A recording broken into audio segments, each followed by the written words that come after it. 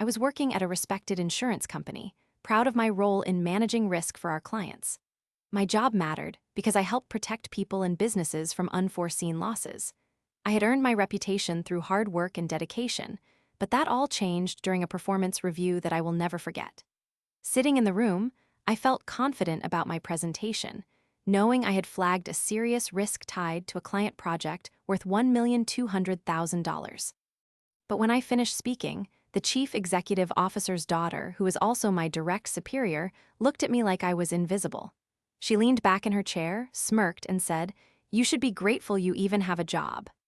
My heart sank at her dismissive tone. I thought, how could someone with her position be so ungrateful? But that was just the beginning of a long and dreadful journey. In the weeks that followed, the leadership team ignored the warning signs I had raised about the project, and I was left to deal with the fallout alone. Suddenly, I found myself knee-deep in problems caused by their misguided decisions. Tickets started piling up. I felt overwhelmed. I worked late nights, obsessively tracking every issue that arose, but my efforts went unnoticed. I continued to show up at work with a smile, even when inside I felt like I was drowning. A month later, I received an email about a meeting to discuss the mounting problems related to that project. I thought it could be my chance to explain the situation. But then, things took a turn for the worse. In that meeting, the chief executive officer's daughter accused me of mismanaging my responsibilities. "Why are there so many problems, Amara?" she demanded, looking directly at me. "You need to fix this." I could feel my blood pressure rising. That is when I realized they were trying to pin the blame squarely on me for their own mistakes. It was infuriating. I desperately wanted to shout my truth, but I kept my calm demeanor. "I will do my best to resolve this," I replied, keeping my voice steady. I stayed calm, and I started saving receipts. I knew I needed proof to defend myself.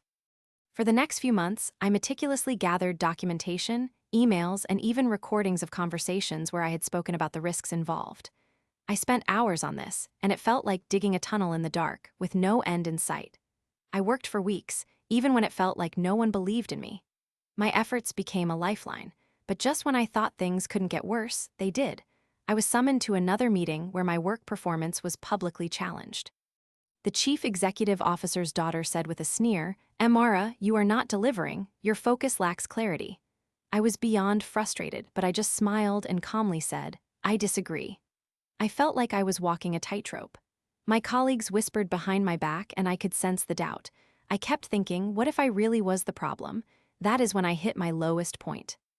Last month, I left the office feeling defeated, questioning my abilities, and wondering if I truly had lost everything. I almost made up my mind to quit. But then, a glimmer of hope sparked in me. I reminded myself of the work I had put into my evidence. I thought about all those nights I spent documenting my thoughts and concerns. I was not going to give up now. I had kept a record of 36 emails, 7 detailed performance reviews, and 2 recordings that confirmed my warnings about the project before the chaos began. I decided to make my move. I wrote a detailed summary of everything that had transpired. The next time the performance review meeting was announced, I was ready. That day, I walked into the conference room with my head held high. I noticed the chief executive officer's daughter looking smug, surrounded by her loyal supporters. I calmly presented the evidence. "I want to start by addressing the performance issues that have been raised against me," I said, my voice steady. I looked around the room. "I have documented proof that I flagged the risks associated with the $1,200,000 project. Here are the tickets indicating the issues that arose after our warnings were disregarded." I placed the documents on the table and watched as the room fell silent. I could feel the tension rise with each word I spoke. I was no longer the target. When I revealed the recordings, I saw her face turn pale. What they did next shocked me. My recordings showed her dismissing my concerns outright, blaming me for their negligence. Suddenly, the whole room turned against her. Clients and leadership members demanded answers. A senior executive pointed out how the evidence clearly identified the flawed decision-making that had led to the chaos. The chief executive officer's daughter shifted uncomfortably in her chair.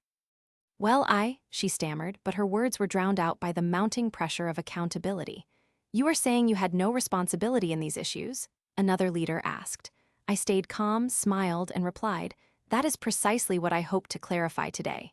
In a shocking twist, she finally admitted in front of everyone, Fine, I may have underestimated the risk. The room erupted with murmurs, and then the real questioning began.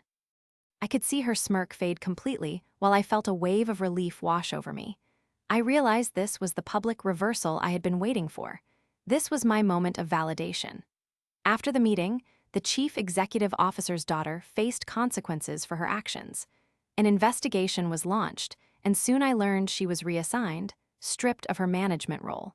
It felt surreal to watch her lose everything based on her dismissive behavior toward me. I remember one of my colleagues approached me with admiration. "You showed them, Amara. You really handled that well," she said. I felt proud. Meanwhile, I received offers from 2 different companies interested in my expertise.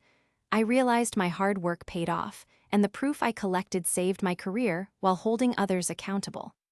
I chose a new role that offered more significant challenges, but in a much healthier environment. In the end, I think about how situations like these can teach us a lot.